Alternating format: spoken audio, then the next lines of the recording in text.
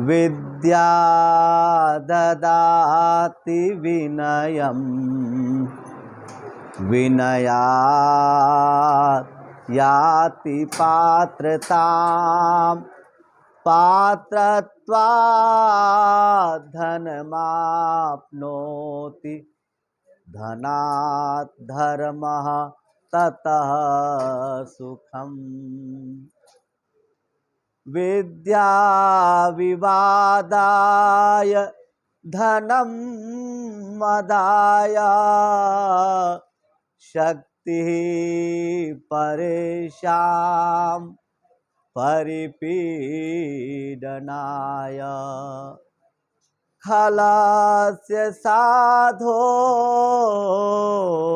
विपरीतमेतद् ज्ञानाय दानाय च रक्षणाय। संपूर्ण विश्व के हिंदी साहित्य से लगाव रखने वाले लेखकों, कवियों, पाठकों तथा मेरे सामने बैठे हुए, कैमरा दिखा देना, मेरे सामने बैठे हुए समग्र शिष्यगण, मैं आप सबका हृदय से मंगलाशासन करता हूँ और आशीर्वाद देता हूँ।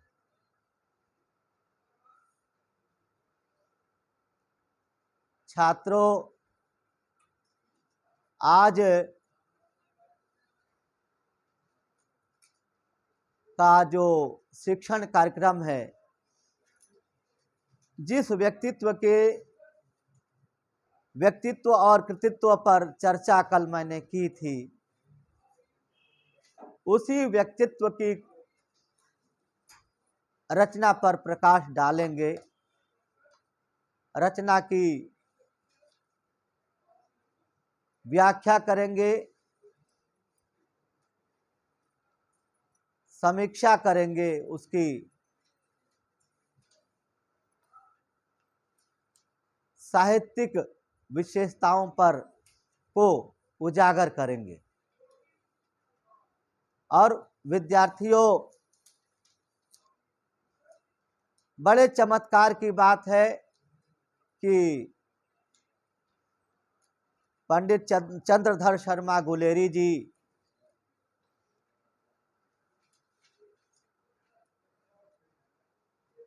लेखन में, पत्रकारिता में हस्ताक्षर हैं, कुशाग्र हस्ताक्षर हैं, जिनके बारे में कहना संभव नहीं है, उनके लिए शब्द नहीं निकलते। आपके पाठ्यक्रम में 3 लघु निबंध लगे हैं। कितने लघु निबंध लगे हैं? 3 लघु निबंध लगे हैं।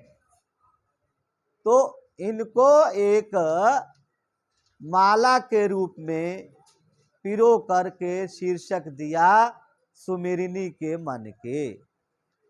किसके रूप में? माला के रूप में। हाँ, एक दूसरे से जोड़ दिया, तीनों निबंधों को एक माला बन गई। उस माला के रूप में जो है इसका नाम इन्होंने रखा सुमेरिनी के मन के। सुमेरिनी किसको कहते हैं? जिसके माध्यम से ईश्वर का स्मरण किया जाए। सुमेरिनी किसको कहते हैं?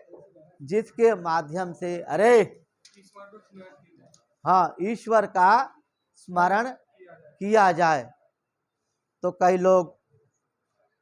कई माध्यम है, कई लोग जो है उंगली पर करते हैं, कई लोग जपा जाप करते हैं, कई लोग माला फेरते हैं, माला फेर करके ईश्वर का स्मरण करते हैं। तो मन का अर्थ होता मोती, एक मन का अर्थ होता माला। एक मन का अर्थ क्या होता है? मोती। और दूसरे मन का अर्थ क्या होता है? माला। कबीर ने स्वयं कहा है कि माला फेरत जुग भया, फिरा न मन का फेर। कर का मन का डार दे, कर का मन का, हाथ का मन का मतलब माला।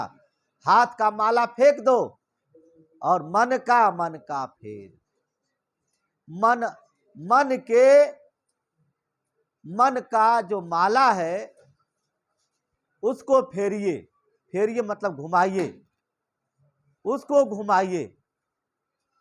अर्थात मन रूपी माला बना करके ईश्वर का जाप करिए, ईश्वर का स्मरण करिए।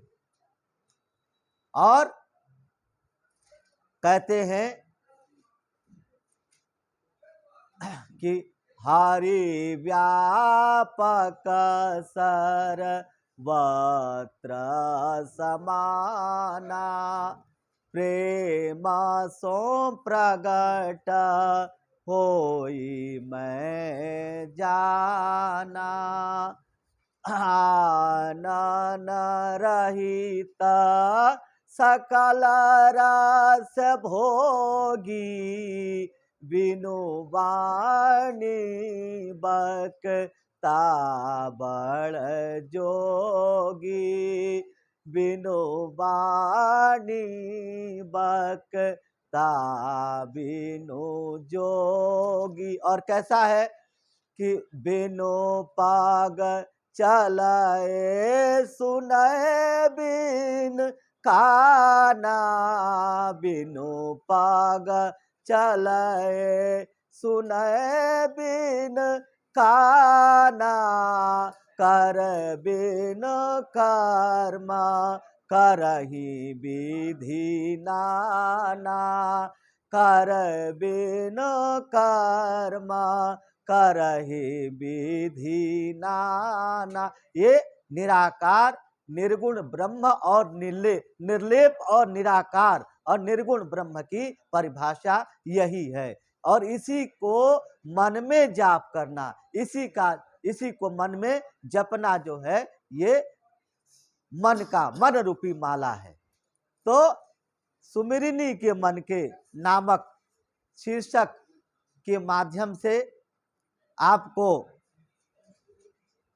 3 निबंध और लघु निबंध यहाँ पर पढ़ने को है, और 3 निबंधों पर मेरा व्याख्यान होगा। तो ये सुमिरनी, ये 3 मन के हैं, 3 मोतियां हैं। पहली मोती है बालक बच गया। बालक बच गया नामक निबंध में ये बताया गया है कि वास्तव में एक शिक्षा का स्वरूप क्या होना चाहिए। शिक्षा और शिक्षक की भूमिका क्या होनी चाहिए। बच्चे का जो मानसिक विकास किस प्रकार होना चाहिए, और मनुष्यता का विकास, शिक्षा के माध्यम से मनुष्यता का विकास किस प्रकार से हो, मनुष्य का सर्वांगीण विकास किस प्रकार से हो। तो इस प्रकार लेकर के लेखक ये बताना चाहता है कि वो जो शिक्षा बाल केंद्रित होनी चाहिए, शिक्षा बाल मनोविज्ञान पर आधारित होनी चाहिए, और शिक्षा का तो ध्येय या उद्देश्य है मनुष्य की मनुष्यता का विकास करना, मनुष्य में मनुष्यता की स्थापना करना, मनुष्य में आध्यात्मिक स्वरूप की स्थापना करना। शिक्षा उसके अस्तित्व को पहचानने की शक्ति प्रदान करे, ये शिक्षा होनी चाहिए। या और एक शिक्षक का भी कर्म होना चाहिए कि वह अपने विद्यार्थी को ऐसा कसौटी पर कस करके उसे सार्थक बनाए, उसे सबल बनाए, उसका निखार करे, उसका परिमार्जन करे, उसका संवर्धन करे। ये शिक्षक का दायित्व होना चाहिए। बालक बच गया नामक निबंध में ये लेखक को शंका हुई कि शिक्षा को बोझ बना दिया गया है, बच्चों पर शिक्षा को थोपा जा बच्चे शिक्षा को थोपा जा रहा है ना? क्या आप इस बात से सहमत हैं कि शिक्षा को बच्चों पर, जो मासूम बच्चे हैं उन पर थोपा जा रहा है? एक बच्चा 10 किलो का है, 12 किलो का बोझ उस पर लाद दिया जाए, बैग लाद दिया जाए, तो थोपना ही तो हुआ। फिर कैसे बोल दिया कि नो सर? बच्चे की उम्र जो है, मैंने यही कहा कि बाल केंद्रित शिक्षा होनी चाहिए। शिक्षा से बच्चों को किस प्रकार से परिचय कराया जाए, रूबरू कराया जाए, उसका माध्यम होना चाहिए बच्चों की मासूमियत का ध्यान रखना, और बच्चों को खेल ही खेल में शिक्षा से रूबरू कराना। ये नहीं कि रट्टू तोता बना करके बच्चे को प्रकांड बना देना, बच्चे को विद्वान बना देना। रट्टू तोते से विद्वान नहीं होगा। एक शब्द भी भूल गया तो सब कुछ समाप्त। पीछे एक शब्द भी भूल गया तो सब कुछ समाप्त हो जाता है। और वास्तव में ऐसी शंका हुई, बच्चे से सब कुछ पूछा गया, गणित का सवाल जवाब दे दिया, गणित के बड़े बड़े सवाल हल कर दिए, हाँ, जो भूगोल के बारे में बता दिया, भूगोल का मानचित्र बता दिया। लेकिन उससे पूछा गया बेटा क्या खाओगे, तो उसने टॉफी नहीं बताई, चॉकलेट नहीं बताई, क्योंकि बच्चों को टॉफी चॉकलेट जो है परंपरागत प्यारा लगता है, मांगते हैं। लेकिन उसने लड्डू मांगा, लड्डू की फरमाइश की कि मुझे लड्डू खाना है। हाँ, मोदकम प्रियम मधुरम। तो गणेश जी को भी लड्डू प्रिय है, तो लड्डू मांगा। तो लेखक के जान में जान आई कि चलो अभी परंपरा बची है, बच्चों का ध्यान हो रहा है। कहने का अर्थ ये बच्चों अभिप्राय यही है कि हम शिक्षा को बच्चों पर थोपे ना, उनकी मासूमियत को न मारे, बच्चों को खेल खेल में सिखाएं, बच्चों को क्लास में इंडोर गेम करके सिखाएं। और एक वो फ्लैश कार्ड आ रहा है, उसके माध्यम से बच्चों को सिखाएं कैसे हाउ टू मेक वर्ड्स, कैसे शब्द बनाएं, शब्द रचना कैसे हो, इस प्रकार से खेल बच्चों को सिखाएं ताकि बच्चों को आनंद आए। शिक्षा वही है जो बच्चों को विद्यार्थी के भीतर रुचि भरे, रुझान प्रकट करे और आनंद। हाँ जी। तो इस प्रकार से शिक्षा का आनंद, शिक्षा की सार्थकता तभी सिद्ध हो सकती है जब विद्यार्थी को आनंद आएगा।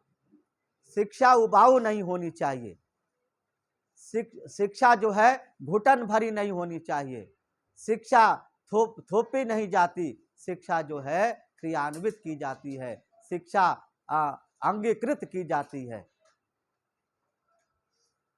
शिक्षा को तो शिक्षा का अंगीकार होता है, शिक्षा को हृदयकृत किया जाता है। अब अगला जो है घड़ी के पुर्जे, घड़ी के पुर्जे नामक लघु निबंध में लेखक ने समय के पाबंदी के विषय में बताया है। व्यक्ति घड़ी की पुर्जे की तरह जो है अलग थलग हो गया है, अर्थात समय के प्रतिकूल हो गया है। समय की जो अनुकूलता नहीं समझ में आती है व्यक्ति को, समय का महत्व नहीं समझ में आता है। समय का महत्व जब उसको ठोकर लगता है तभी समय का महत्व समझ में आता है। पुरुष बलि नहीं होता है, समय होत बलवान, भिल्लन लूटी गोपिका, वही अर्जुन वही बाण। तो आवश्यकता यही है कि समय के महत्व को समझना है। घड़ी के का जो पुर्जा है, जो अलग अलग हो करके भी एकत्रित हो करके, संचित हो करके समय का इशारा समय की ओर इशारा करता है, समय का इशारा बताता है कि अब ये इतना समय है, ऐसा है। तो हमें भी समयबद्ध तरीके से अपना कार्य करना चाहिए, समय की अनुकूलता को समझना चाहिए। मनुष्य समय बर्बाद न करे। समय बहुमूल्य चीज है, उसका मूल्य कोई चुका नहीं सकता।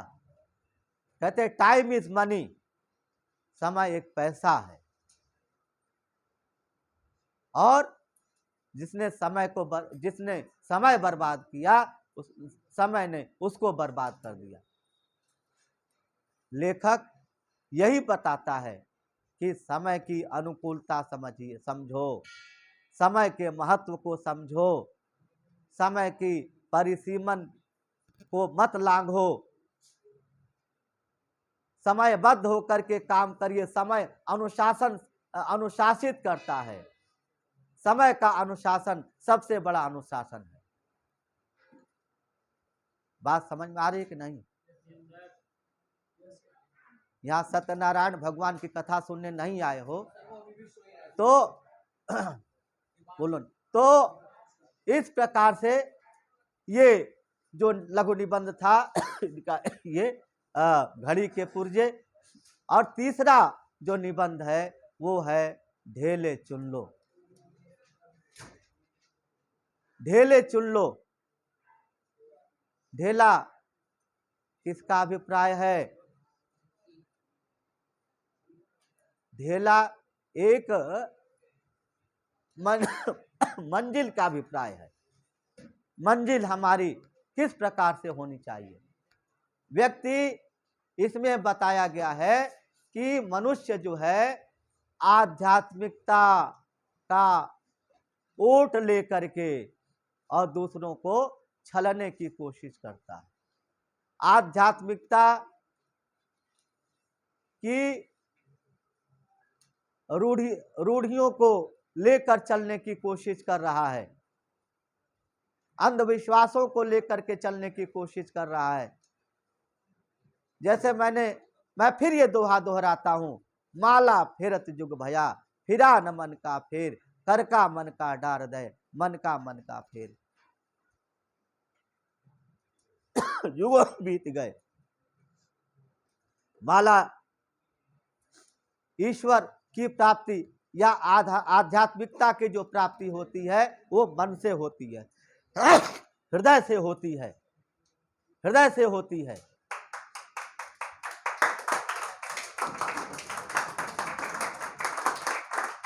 और बस, और कहते कि धर्म नीति राजनीति, राजनीति धर्म नीति। धर्म और अधर्म में भी भेद होना चाहिए। भावना का रास जहां, प्रेम का विनाश, हमें इस दुरावस्था पर भी खेद होना चाहिए। धर्म की नीति क्या है? धार्यते इति धर्म, आचार्यते इति धर्म, आचार्य। जो आचरण हम करते हैं वही हमारा धर्म है, वही हमारा आध्यात्म है। ये थोड़ी कि किसी शमशान की मिट्टी उठा ली तो जो है भाई अशुभ हो जाएगा।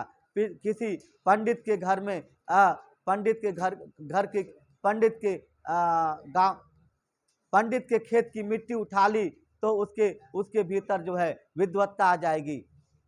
ये सब बेकार की बातें हैं, रूढ़िवादिताएं हैं। जो व्यक्ति रूढ़िवादी होगा, रूढ़ियों में पड़ेगा, उसका विकास कभी नहीं हो सकेगा।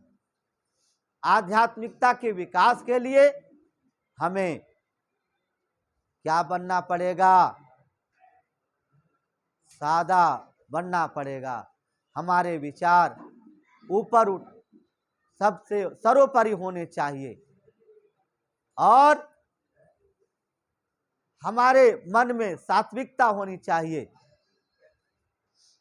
काम, क्रोध, लोभ, मोह इन सब का परित्याग होना चाहिए। जब तक हम इसका परित्याग नहीं करेंगे तब तक जो है हम ऐसी इन्हीं छलाओं में छलते जाएंगे।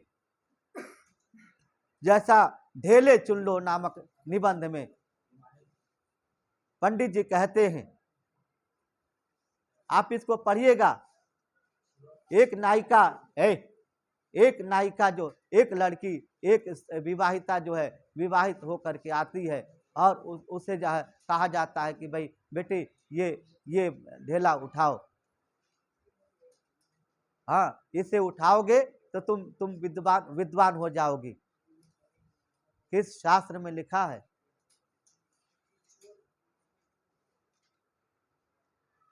हाँ, मुसलमान के घर के खेत की मिट्टी उठाओगे तो जो है कुछ और होगा। सब ढोंग है, ढकोसले, जितने ढकोसले हैं सब यहीं पर है, सब भारतवर्ष में ही है। और इसीलिए लेखक पर्दाफाश करता है। लेखक कहता है यथार्थवादी बनिए और आध्यात्मिकता को पहचानिए। धर्म की नीति क्या कहती है? धर्म की नीति कहती है उचित और अनुचित का भेद करने में आपकी गुणवत्ता होनी चाहिए। उचित और अनुचित का भेद करना आना चाहिए, तभी जो है आप आध्यात्मिक हो सकेंगे, तभी आप जो है धार्मिक हो सकेंगे। आवाज नहीं, तभी आप धार्मिक हो सकेंगे। अन्यथा जो है मनुष्य आपके भीतर अंधविश्वास बना रहेगा और आप अज्ञानी के रूप में भटकते रहेंगे। आपका मार्ग जो है पथभ्रष्ट का मार्ग जो है भ्रष्ट हो जाएगा। आप कर्तव्य से हट जाएंगे। तो इस प्रकार से विद्यार्थियों, मैंने तीनों निबंधों पर बिंदु के रूप में चर्चा की और मैं यही कहना चाहूँगा कि चंद्रधर शर्मा गुलेरी जी ने जो आपके पाठ्यक्रम में जो निबंध लिखे हैं, जो निबंध लगे हैं, वो निबंध आपके जीवन के लिए, आपके उज्जवल भविष्य के लिए ये सब सुखदायी हो सकेंगे, प्रेरणादायी होंगे। इन्हीं पंक्तियों के साथ अपनी वाणी को विराम देता हूँ। बहुत बहुत धन्यवाद। साधुवाद। बंद करें।